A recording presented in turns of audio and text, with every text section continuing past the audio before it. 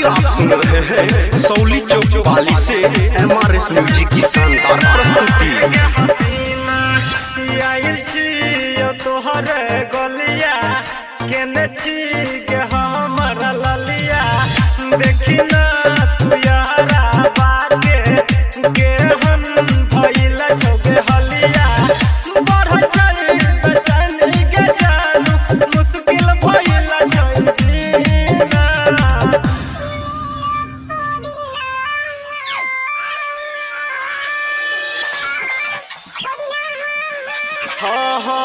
लले पुदीना है गे हसीना लले पुदीना है गे हसीना।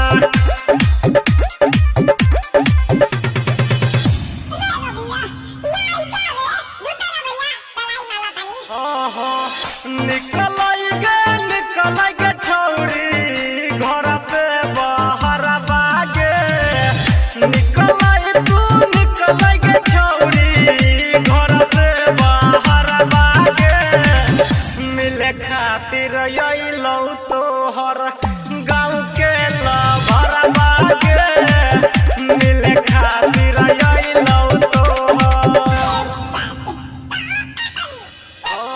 सोचे छियो बोला बाबा अब किसान में सनमा से हमरा कराई द मिलान नहीं तो हम गई देबो यही जफरानमा बेची बेची गाबै छियो गाना हो राम।